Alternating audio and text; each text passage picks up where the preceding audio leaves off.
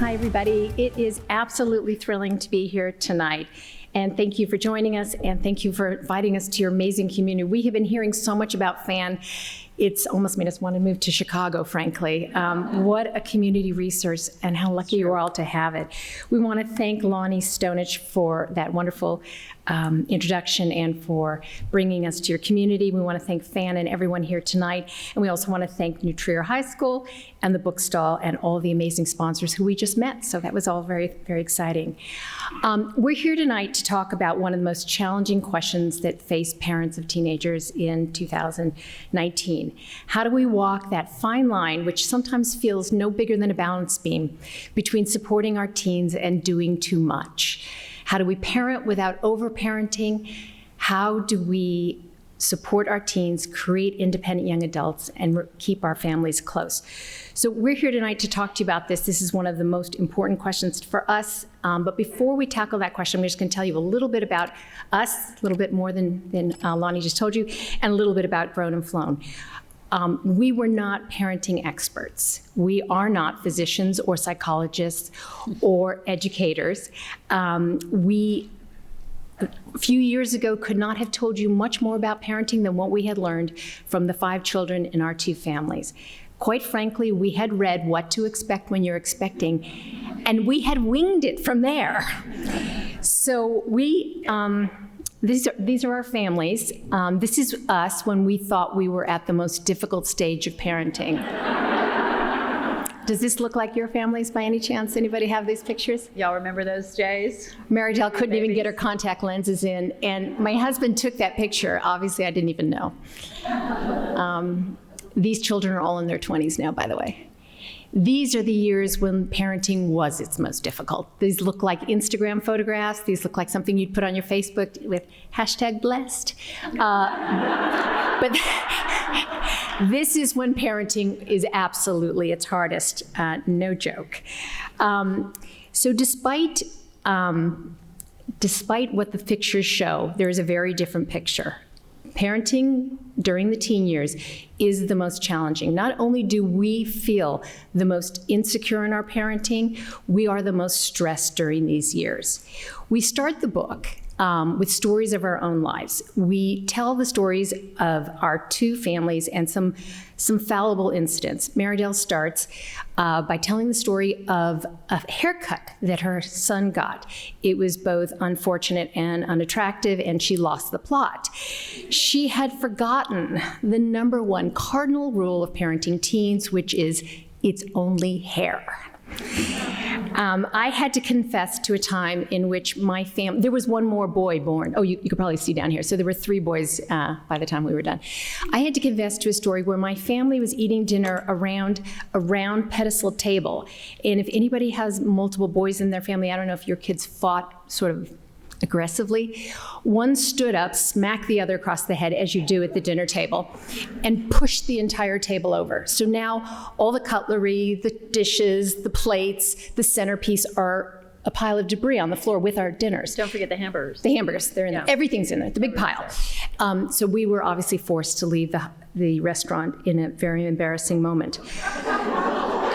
Yeah, so when you have 3 boys, this is an unattractive and undesirable, but not unimaginable possibility.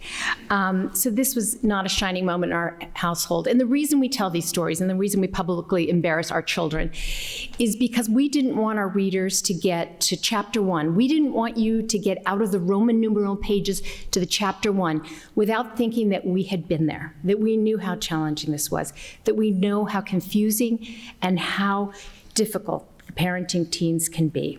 So for the past 7 years, we have been listening to tens of thousands, and at this point, probably hundreds of thousands of parents tell us what concerns them, what scares them, what delights them, and what inspires them. We lead an online community of 130,000 parents in a Facebook group. Is anybody here in Grown and Flown Parents? Yes. Oh, we love that. Oh, Thank you. We're so happy to see you all. It's fantastic to see you here.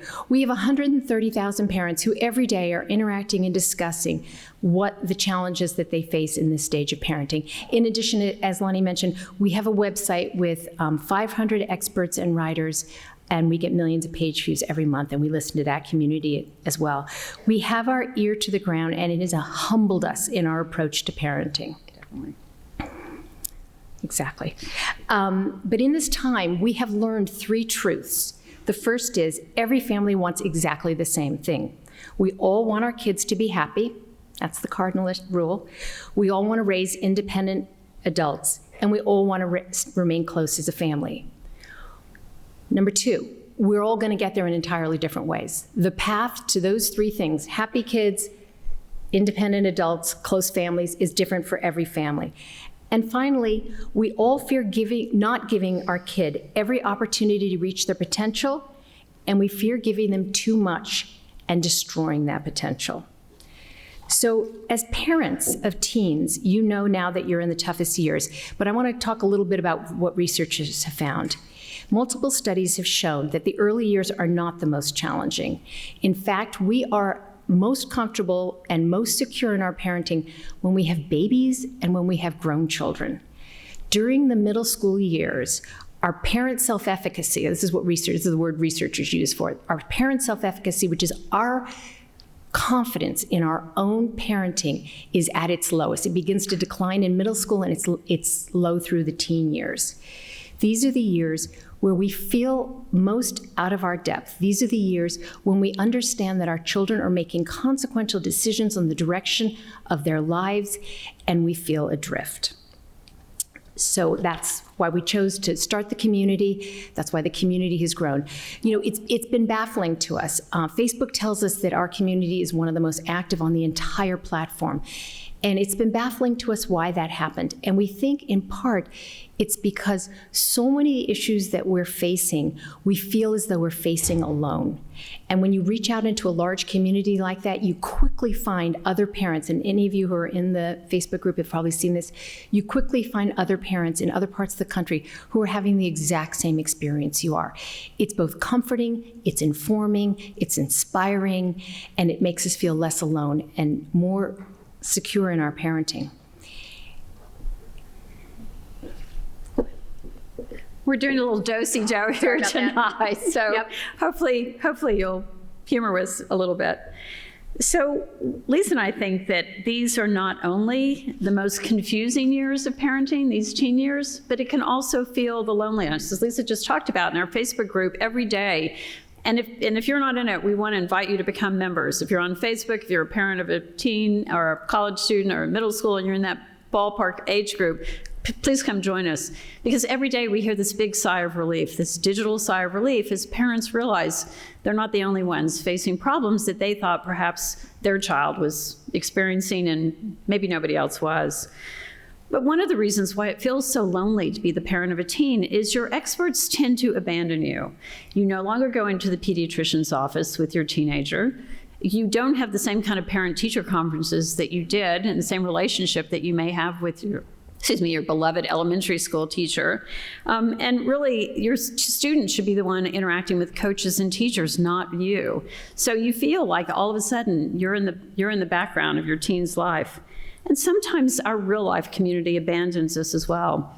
Remember play dates? Those don't happen anymore. There's no more chit-chatting in the pickup and drop-off lines once your kid starts to drive or takes public transportation. So all those spontaneous moments where you may have chatted with a teacher or chatted with friends just kind of evaporates. The teen years are a time when we need our experts and we need our community more than ever. When our kids were little, we may have felt supported by friends or by experts, but now it feels like we're doing the hardest stage of parenting and we're kind of doing it alone. So we begin the book with a story, and some of you may have read the book, which we thank you so much if you've bought it and hope that you'll be interested in checking it out tonight, if not. But we start the story with a woman named Janet, who's faced with a really difficult parenting situation, one that she obviously never thought she would face. She reached out to us when her husband was diagnosed with stage 4 cancer, and simultaneously she had on her mind taking her oldest daughter to college, something she'd also never experienced before. Those of you who have taken your eldest to school, you know how overwhelming that experience is, so you can imagine how you would just feel shell-shocked, I think, if you had just gotten this tragic diagnosis. So she wrote to us. She said, and she didn't know us. At that time, we really didn't have a Facebook group. This was sort of the genesis of us starting this community. So she writes, "My concern is my daughter and getting her off to a good and mentally sound start. I couldn't find anything online. Then I thought of you.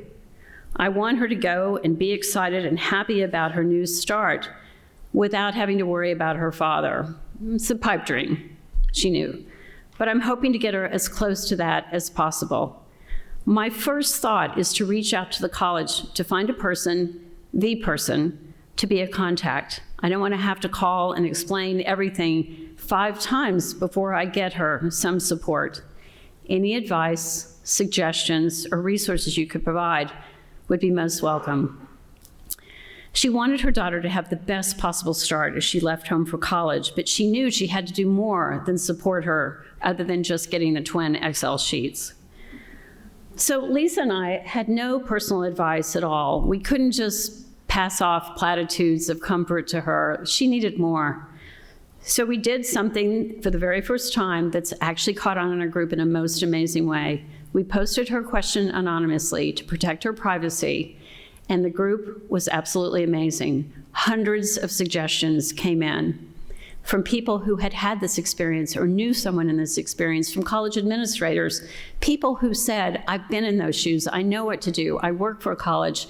So our community lifted and guided her, and she realized, she learned things that could be really helpful. She found the person on the campus to support her daughter, who was there for her when the time came, when her husband did pass away around Christmas time of her daughter's freshman year.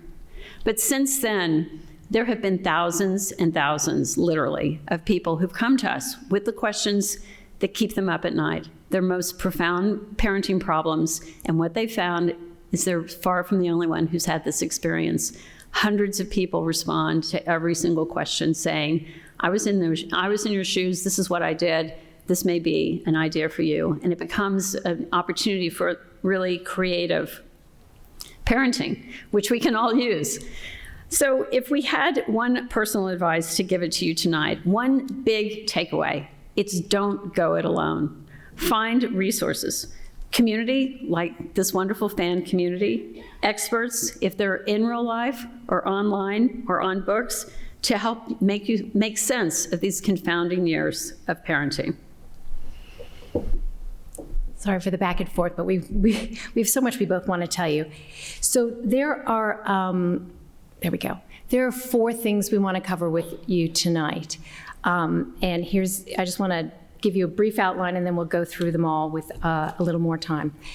The first thing we want to talk about, one of the reasons that we're all so confused at this moment in time, one of the reasons we're asking the question, how do we parent without overparenting, is because the relationship between us and our teens is so fundamentally different than the relationship we had with our own parents. You may be feeling this in your homes. We're going to talk to you about what the data shows. There has been a seismic change in the way teens and young adults relate to their parents. We actually think it's pretty good, but it explains some of the confusion that we're all having. We're going to discuss what we think of the helicopter parent phenomenon. Parents in our generation get a really bad name. There are a lot of things that we're called, do I have them? No, I'm going to go, I'll show you the pictures later. We're called a lot of mechanical names, as it turns out. And we're wondering whether this is an overblown story, something that the media has written a lot about, or is there a lot of data to back it up? So we're going to touch on that with you as well. From listening to all the experts that we deal with and all the parents that we talk to every day, we've put together 4 tools that we feel that you can hold on to in your parenting. These are 4 questions you can continue to ask yourself that will guide you when you're wondering, when you're balancing on that narrow strip of balance beam and thinking, should I be helping more or should I be backing off here and letting my kid figure this out themselves? And finally, we're going to look at some of the most important things that we think parents need to teach kids while they're still living at home. We see lots of lists online. I'm sure you see them. By 17, your kid needs to do this. By 18, your kid needs to do that. Yet most of the skills that we see on these lists can be learned on YouTube I don't know about you, my kids are really, really good about watching YouTube. I do not need to teach them anything they can watch a video for. So we hope to offer you some of the profound skills that we think are best taught by parents in our homes during the teen years that will help our kids in their autonomous life going forward. So why is it so hard to figure out how to guide teens but not overparent them? Do you think any of our parents ever asked this question once? No, probably not. That's because there's been a fundamental change in the way teens and young adults relate to their parents. This shift has been nothing less than seismic, and it has left parents, you and us, feeling confused and unable to really draw on your own teen experiences as a guide to how to parent your own offspring. So studies of the relationship between teens and young adults and parents show nothing less than a seismic shift in terms of the way teens and college kids relate to us and our relationship they want to have with us. So I'm going to talk about 3 different pieces of research, briefly touch on each one to show you where all the data is leading. The first is something that a very large survey that the AARP did, where they asked young adults and their parents to comment on how they behaved with each other versus the parents thinking back about when they were teens. So what the survey found echoed what we're seeing all around us. 62% of today's young adults communicate with their parents at least once a day. I don't know if you all are finding that in your own households. 62% versus 41% of the parents when they were teens. They're happy to confide in us. They want to talk about their careers, their financial lives, and their social lives.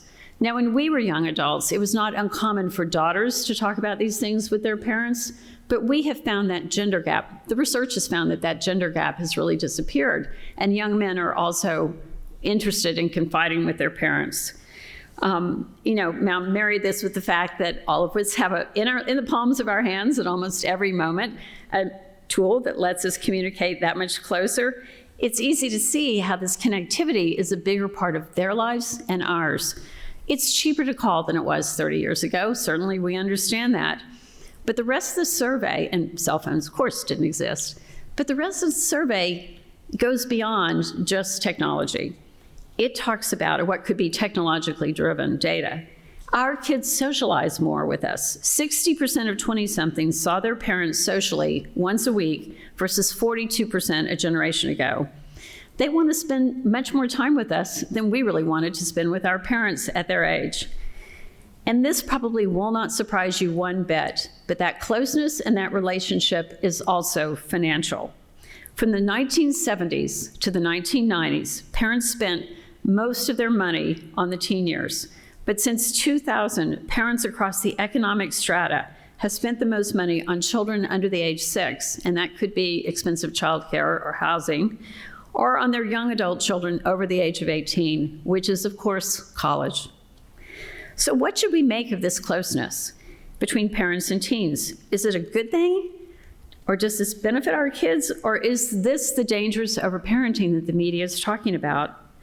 This is a case where the intuitive answer and the data really come together. Last month in the Wall Street, Jenny Wallace, a freelance journalist, wrote about a second study. The researchers in the study showed that helicoptering, and we hate to use that term, but we might as well face the fact that that's what our attention is drawn to, that term. Helicoptering is not the problem, but rather if the parent was controlling or supportive. They found that parents, and I want to read this great line, parents who were both supportive of their kids' independence and responsive to their needs had more positive outcomes, this is the good part, such as better academic engagement, less delinquent behavior, and lower levels of depression compared with young adults whose parents were either uninvolved or too controlling. Then finally, the third study we want to talk on was conducted by Dr. Karen Fingerman, who's a professor at the University of Texas at Austin. You can see what her results led to. She said that the support, though, that she's alluding to ranged from room and board to making a car available to simply being available to talk to your son or your daughter. So we think this research is really compelling. Our relationship with our teens is fundamentally different than the one we had with our parents. But far from harming kids, studies make clear that kids benefit from a supportive and warm home environment with parents who are not controlling. I want to tell you a story that we have in our book that really illustrates this point, I think, in a very powerful way. And I was on the book tour, I was in Atlanta last week with the author, Tracy Hargan, and got to meet her for the first time. She and her husband both came. She tells the story of her teenage son, Will, who was a junior in high school at the time, a seemingly happy kid. Her office was right across the hall from his bedroom. And she could often hear him laughing with friends, doing his, she knew he was, on it with his homework. He was Watching YouTube. Yes, that's right. She did say laughing at YouTube videos. Anyway, but like a really seemingly well-adjusted kid, had friends, this was not a problem child in her view. But one day he came to her and said, "Mom, can we talk?" And when he told her that he was depressed, her first instinct was to say, "You can't be depressed. You don't look like you're depressed. How can this be?" But in Tracy's words, what she said, what I didn't know in that moment, was teenage depression shows itself differently. It can manifest in numbness, apathy, no feeling at all for anything, a darkness they don't understand, even if outwardly they seem okay.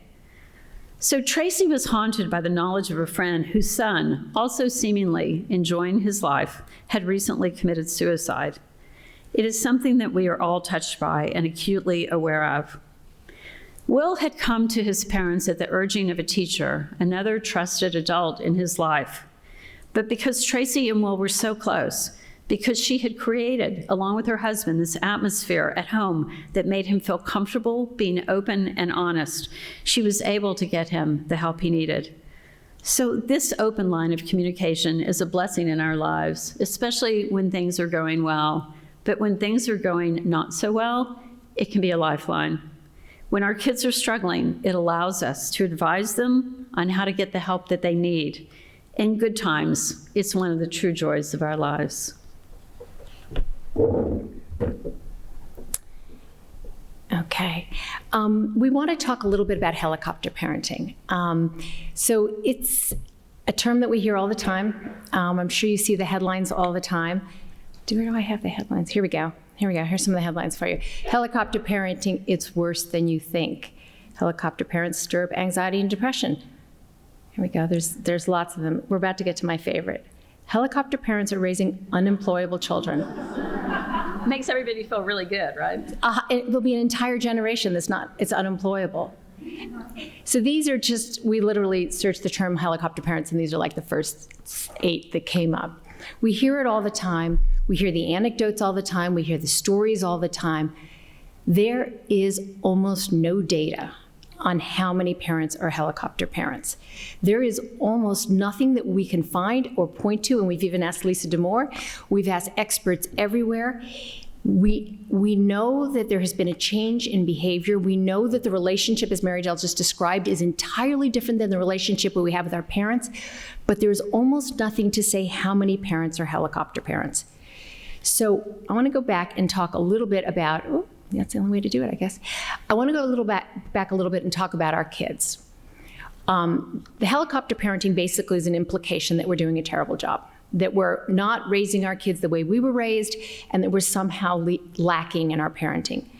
And we find that that's not the case. So let me just ask you guys, how many of you remember being in high school and your parents had no idea where you were, no idea what you were doing, you were off? Exactly. Keep them up for a second if you remember talking to your parents once a week when you were in college, once a week. So you're 18 years old, you talk to your parents 10, 15 minutes a week. Okay, that's most of you. If your parents are like my parents, when you had that 15-minute call, they spent 5 of it reminding you how expensive long-distance calls were. Just remember thinking, yeah, but if we stop talking about how expensive it is, we could talk more. Basically, it was a 10-minute check-in. Right, with an 18-year-old. So that became kind of the gold standard for us. That became in our minds the way parents behaved. Hands off, we don't know where they are. 18 years old, you're on your own. And we judge our own parenting by the standard of the parenting we were raised with.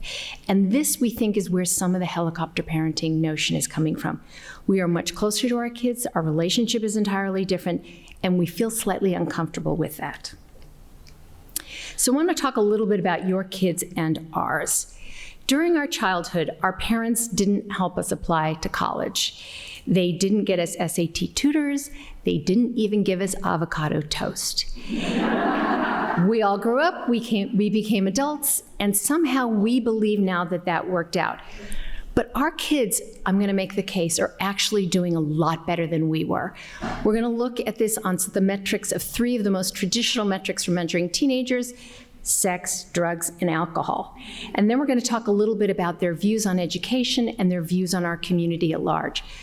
We'll start with alcohol. The good news is, and I want you to hold this thought long after you've left here, you are raising one of the most open-minded, accepting, and best behaved generations. So let's look at the data. The New York Times recently reported earlier this year that today's teenagers drink far less than their parents' generation. That would be us. 7% of 8th graders in 1991 and 31% of 12th graders in 1991 had been drunk already. By 2018, those numbers had dropped precipitously, and now only 2% of 8th graders have been drunk and 17% of 12th graders.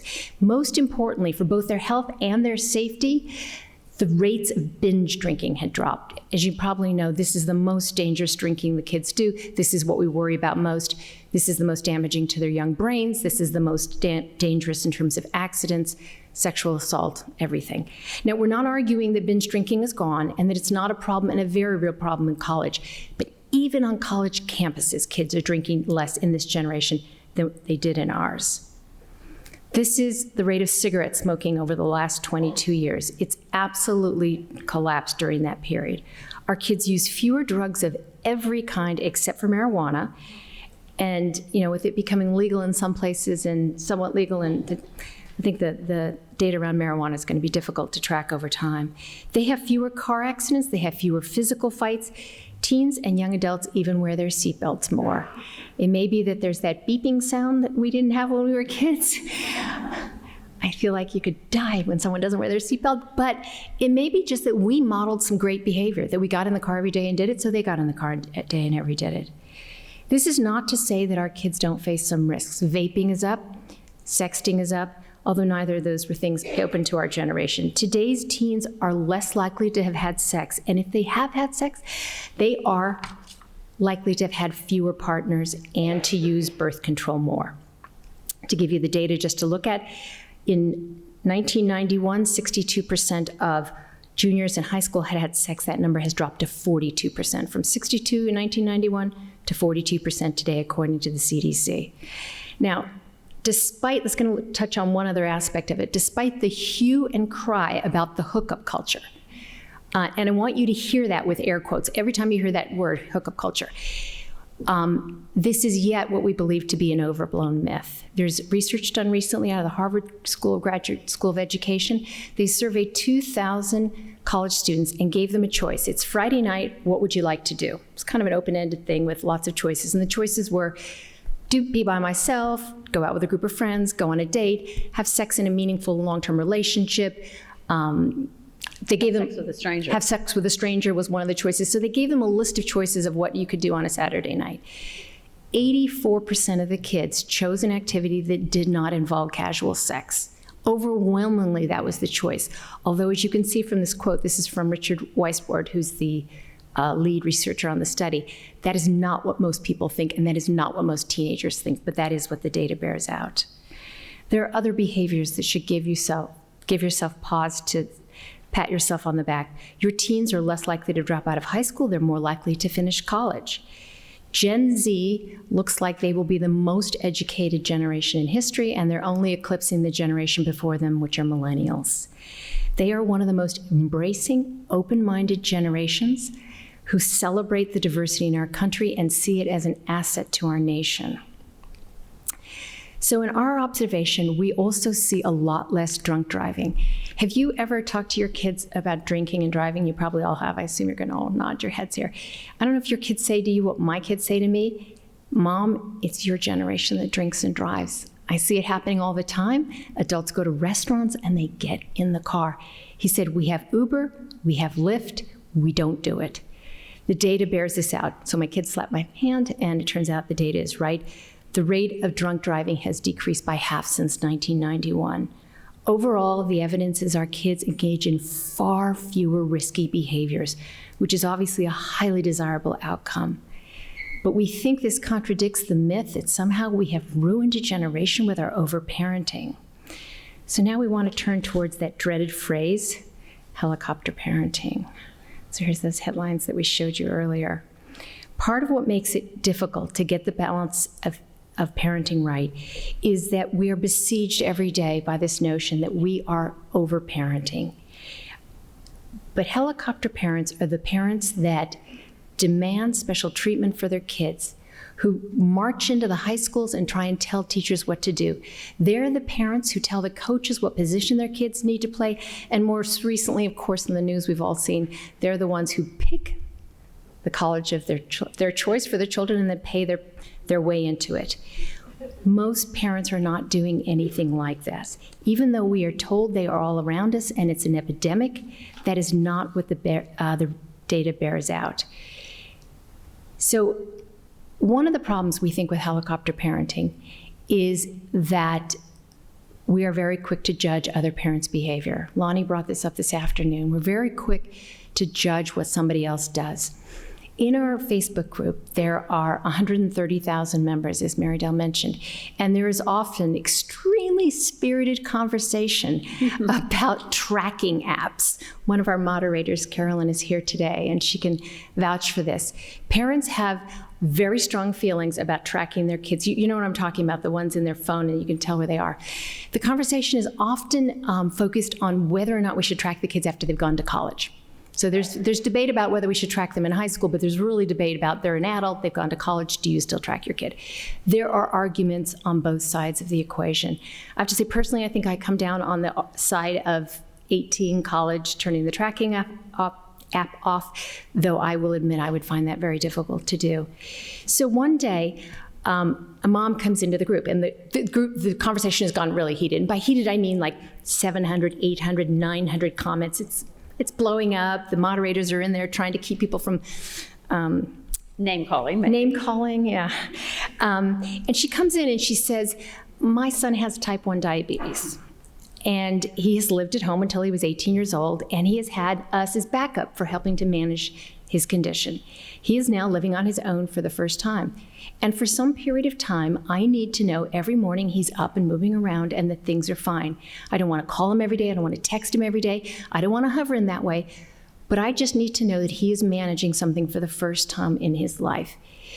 When you hear a story like that, it makes you step back for a second. First of all, you think to yourself, you never know the story behind the story. So whatever we see on the face of anything, you never know the story behind the story. But the second thing you start to think to yourself is, she would, by all accounts, be called a helicopter parent. There would be name calling, there would be finger pointing, but her story is different, and she has reasons, and every family has stories, and every family has reasons, and nothing is the same for all of us. So I think it's really important that we always understand that these gross generalizations really don't work for everybody. So we looked long and hard for data on how many parents are helicopter parents, because we figured if we're all being impacted by this notion, if we are all in the back of our minds thinking, ooh, don't want to be a helicopter parent, shouldn't do that, or ooh, is that helicopter parenting? We should know how prevalent this is. There is almost no data to tell you. The one thing we did find was, again, a recent survey, and you could see it's from the New York Times, where they asked parents whether they did a certain activity. So they had a long list of activities and asked parents if they did them. So it turns out 84% of parents of, this was 18 to 28-year-olds, right? It was 18 to 28-year-olds. 84% of 18 to 28-year-olds make doctors and dentist appointments for their kids. So I got real judgy in the moment and thought, God, those people. And then I realized I had literally made dentist appointments for 2 of my kids that week, not 1, but 2. Reminding myself to stop judging, and that maybe, you know what, the reason I made an appointment, and this maybe some of you understand this, was because there was no way to do it online. If my kids could have done it online, they could have, but because you're shaking your head, because they had to make a phone call, Mom, can you do it for me? Please do it for me. So I had made dentist appointments for 2 of my kids. One of the next questions they had asked was, how many parents had talked to their kids about their romantic life? Something about their, a breakup, things going well, not going well. And it was 42% of parents. So this was them pointing out, helicopter parents, 42% of parents talk to their kids about their romantic life. Again, we stepped back and thought, when we were 20 years old and something was going wrong in a relationship, when we were 20 years old and thought, is this person for me? Is this person nice? Is this the way it's supposed to be? I don't like the way this feels. Or, oh my God, this is amazing. This is going to last the rest of my life. This is perfect. We would talk to another 20-year-old who knew no more than we did. Nothing. When we had a summer job and it was going badly and we thought our boss hated us and we didn't ever think that, we were going to get hired back again, we would ask another 19-year-old who had been working 3 months also. So they had great advice. That's not what our kids are doing. When our kids are having problems, confusion, when our kids are seeking advice, they are asking us. We have been married for 25 years. We have worked for 30 years. We know the things that our kids need to find out. We are apprenticing adults in our homes. So the things that they described as helicopter parenting, we began to wonder whether they were truly helicopter parenting. Down towards the bottom of the list, there were these, and I don't know if they're easily read. Helped with an essay or a school assignment, 11%, contact an employer, 11%, wrote all or part of an essay. Is that doing too much? Probably is. Yeah, I think contacting a professor, pretty much, and doing your kids' schoolwork, probably a problem.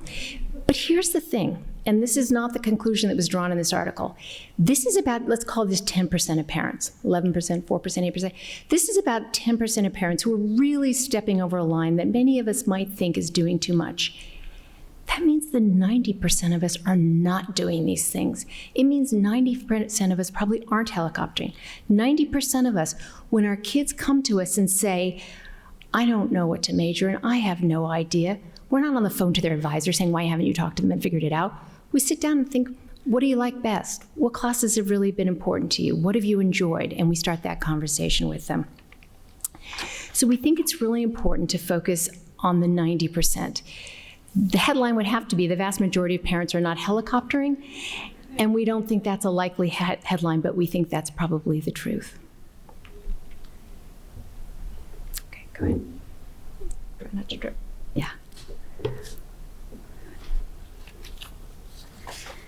So we think that actually as parents, we're not doing a terrible job, even if we are being told that we're one of these mechanical machines. You can take your choice. We were thinking maybe the drone might be the most recent one, but there it is, the helicopter one. Our kids are doing better than we thought, but still every day we need to make judgments about how much we should be involved in their lives. I think that's a kind of a given with almost every stage of parenting, how much you should push your kid and how much you should sort of back off. But it becomes very pronounced in the teen years. But what we've learned is that the closeness in our families can be a very good thing. We can remain a positive influence on our teens' lives even after they go to college. We cite another study in the book where college freshmen who talked to their parents at college ended up consuming less alcohol and binge drinking less. Not that they talked to their parents about alcohol consumption, but just because they had that touch-in, that reminder of their family and their family values. So we think that's a really great, beneficial opportunity for parents to continue to stay an influence, positive influence in their lives. So just because you talk to your teen often or have a very close relationship does not mean that they can't take care of themselves. Just because they ask you to listen to their problems or ask you to help them with a decision doesn't mean they can't make one. Adulthood is a process of being apprenticed. And honestly, who better than us to help apprentice our kids.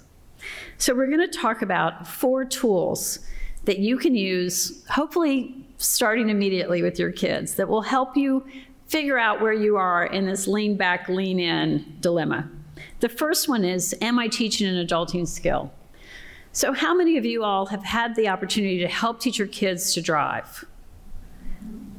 Great, then you'll know what I'm talking about. And for those of you who haven't yet, I wish you luck. So when you're teaching your teen to drive, you are in the passenger seat, right? Your teen is there, you're giving them counsel, don't go too fast, don't get that close to the car in front of you, come to a complete stop, right? Those are some of the fundamental things. You would only grab the wheel if you thought a crash was imminent. This is teaching an adulting skill. We are not going to drive the car for our teens by holding the wheel. That doesn't teach them a thing, right? So think about that. Use that as a metaphor and a visual image. Am I teaching them an adulting skill, or am I trying to drive by holding the wheel? Is my teen making forward progress? So the one thing I used to love when my kids were little, is going into the pediatrician's office and you get to have them weighed and measured and their heads measured. You would talk about if they were sitting up, if they were walking, if they were talking, all those important milestones. Well, we all know that teens mature at different rates. So the milestones for teen life really just don't exist. One thing that we also have in the book that I think is really interesting is an interview with Dr. Frances Jensen, who's a preeminent brain surgeon. And she gives a whole background in how the teenage brain just isn't developed and what's great about it and what's also sort of scary about it. But that's one of the big reasons why milestones for teens are not that clear line. So it's really important, though, if you can see that your teen is making forward progress in maturation. So let me tell you another story from the book. One of our favorite authors or type of authors are high school English teachers. Anybody here teach high school? Do we have any teachers here? Thank you. Good to see you. And write for us. And please write for us. One excellent thing about English teachers in particular is when they send us a draft, there is not a comma out of place. These are fabulous. So Laurie Stratton has taught AP English in high school for many years. So she has written in the book a great story about what she wants parents to know from the view of a high school English teacher. The story I'm about to tell you is a personal one, very personal. 2 weeks before her son, this is her oldest child, before her son graduated from high school, he announces he's not going to college. He has a place, he's enrolled, deposit down, financial aid package, scholarships, it's a done deal. She says, smiling his dashingly handsome grin, he said he was tired of school and wanted to see what the world had to offer. Laurie, AP English teacher, well-educated, master's degree, is horrified. She's devastated, embarrassed, and really confused. She said she felt cheated because since attending a 4-year college after high school is the path to success, the path she and her husband took, and what she assumed all 3 kids would take. Later that fall, he's living at home, he's working, and she runs into a friend at the grocery store. Well, my children know that isn't an option for them. They will be going to college, is what the friend announces. So this was a turning point for Laurie. She realized that she had to stop seeing his decision as a reflection on her and start seeing the decision for what it is, or what it was, her son searching for what was right for him. She recalled a line from The Kite Runner, "Children aren't coloring books. You don't get to fill them in with your favorite colors." So fast forward a year or 2. He struggled to pay the rent sometimes. He was in jobs he couldn't stand, waiting to get a job that he liked better.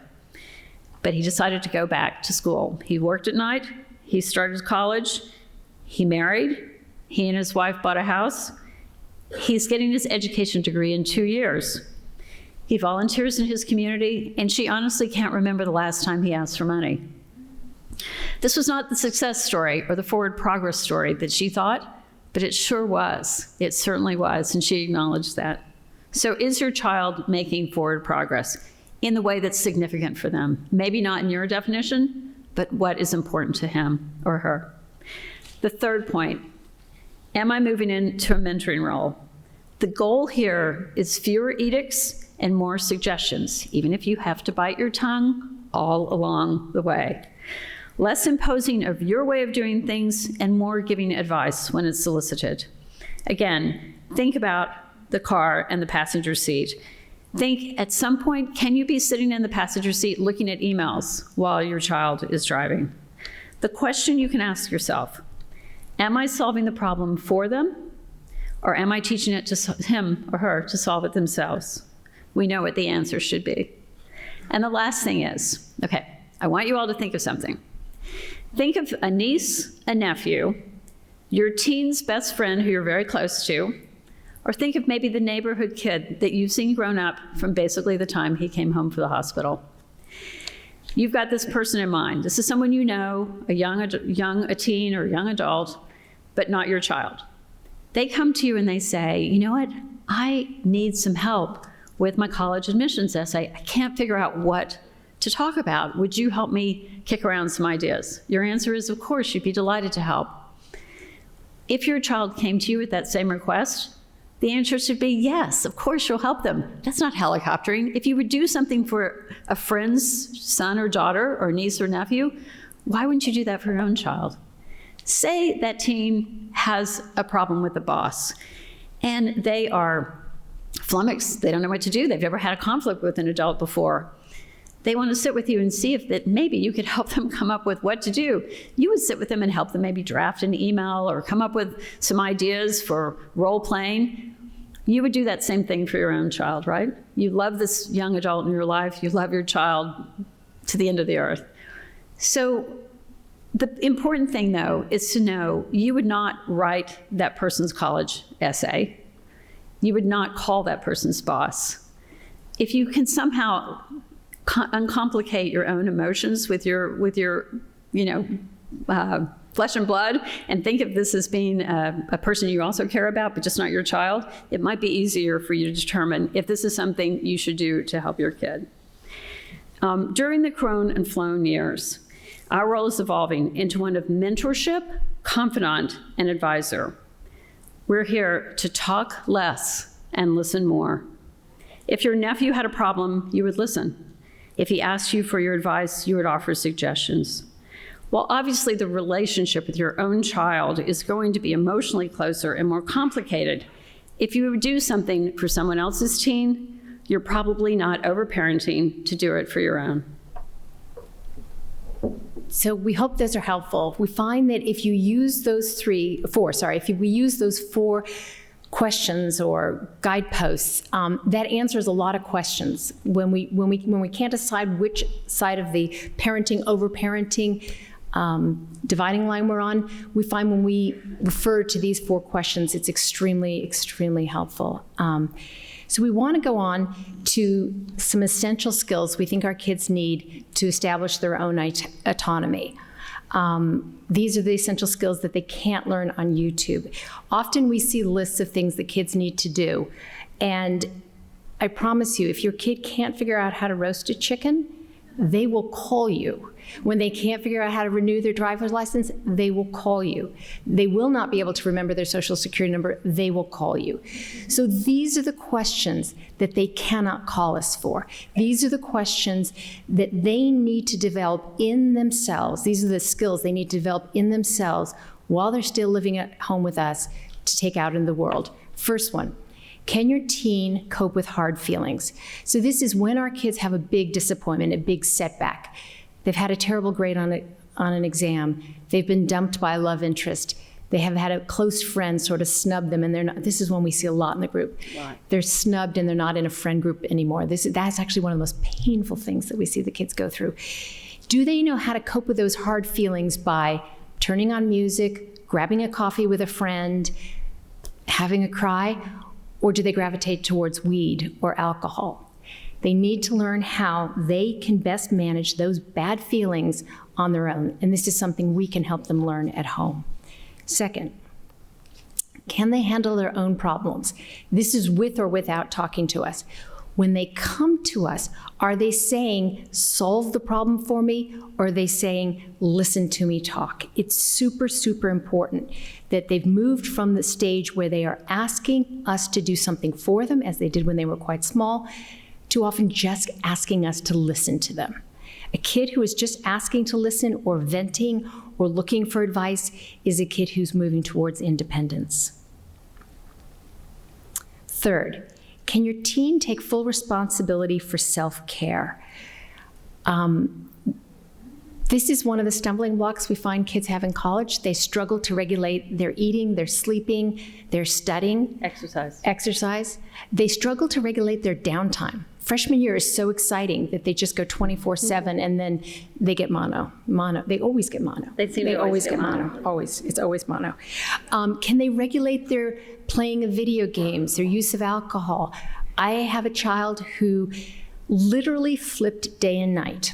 So the video gaming was going on all night long, and he was sleeping all day long, so that he had almost turned the 24 hours during freshman year in college. This is unhealthy on so many levels, including personal hygiene, and obviously wreaks havoc with your circadian rhythm and with your moods, because he was never seeing any daylight. They need to learn to engage in self-care. And self-control is an aspect of self-care, controlling their use of alcohol, controlling how they spend their time. So again, skills that we are going to try and work on with them when they're still home that they're going to need to take out into their independent lives. Can they manage their time? One of the number one problems we hear every day from parents is not that their freshman or their sophomore in college is struggling with the work, they're struggling with managing the work. So because in high school their time was so highly regulated, class, then class, then class, then sports, then activity, then home, then study, and then lights went out in our houses, they really never learned to manage their time. It's extremely difficult skill to teach. It involves a lot of forward thinking, which is a frontal lobe problem that not all of them are ready for. But we can model this by showing them how we manage our own time, in the way that we almost spoke to them when they were tiny, when we used to, do something and almost narrate what we were doing. Sometimes we need to think out loud and say, I'm doing this today because I know by the weekend we need to do X, Y, and Z, and I've got a big thing at work the week after, and we're going on a long weekend. Almost talk to them how an adult thinks through time management, because this is one of the number one problems that causes them to struggle in college. Do they know how and when to seek help? This can be academic help, this can be medical help, this could be mental health, any kind of help. Do they know when they're out of their depth and they need to call in somebody who has a specialized knowledge and knows more than they do? It may just be going to the TA. Often kids who have done very well in high school have not had to seek out a lot of academic help. They get to college. College is more challenging, as we all remember, and they literally don't know how to seek help. So can they learn how and when to seek help and how to do that in the best way for them? 2 more. Can they take responsibility for their own poor decisions? We expect them to show poor judgment. The reason high schoolers are just as big as we are. Like, they could and should be able to live on their own. They have such poor judgment, they have to stay with us. The number of stupid things they do means they have to stay with us until they're 18. But here's the thing, when they misbehave, when they show poor judgment, when it's uncovered, do they own up to their behavior and change it? Or do they point fingers and say, it wasn't me? There's a wonderful piece in the book that was submitted anonymously. A mom was in the emergency room with her son. This is every parent's worst nightmare. You get a call from somebody in the emergency room, your kid is there, they've drunk too much, they're not conscious. It's frightening, it's horrifying. I sat on a board of a hospital for many years. It's remarkably common. So the question here isn't whether this, and she talks about it in great detail and all the problems, and she gives us a lot of things you need to think about with your kids going to the hospital. But the question is, when the kid comes to, what is their reaction? Is the reaction, oh my God, I can't believe I did this. I'm embarrassed. I've used all these medical resources. There's all these nurses and doctors around me, and I brought this on myself. I've worried my parents to death, and this is absolutely horrifying. And they change their relationship with alcohol? Or do they somehow try and blame somebody else? Or do they do it again? So has your teen shown that they can take responsibility and learn from their own poor decisions? A kid who does that is getting ready to become an adult. A kid who does that is moving towards that stage of their lives. And finally, one of the most important things, can your kids assess risk? Our teens face so much more risk than they did as young children. They face risk, as we've just mentioned, with alcohol, with drugs. They face risk behind the wheel of a car every moment they're driving. That's why it's so scary. Lisa D'Amour, who we've mentioned earlier, and who's a good friend of ours, psychologist and an expert on teen girls, says the way we need to look at this is by asking two questions.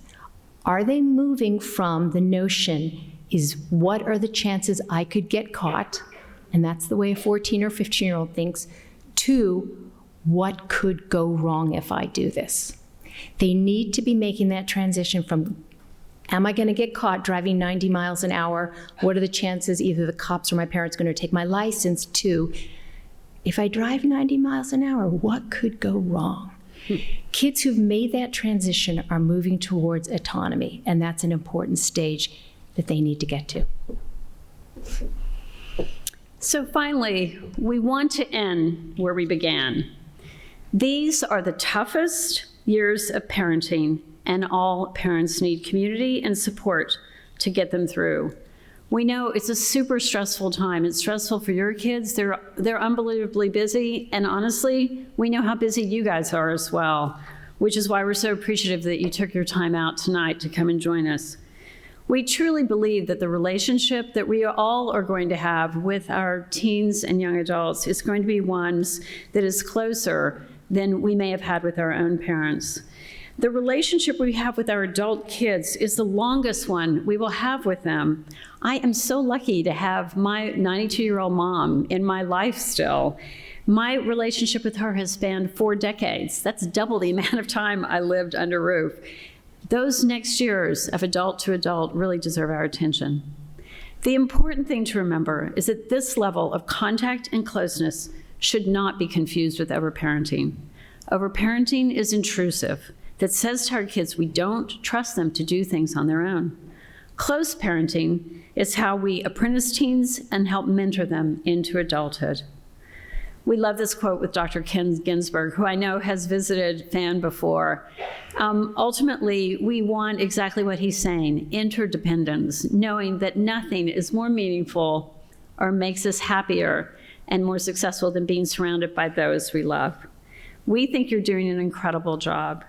Lisa and I want to thank you for inviting us into your FAN community tonight, and we're so grateful for you taking the time to join us.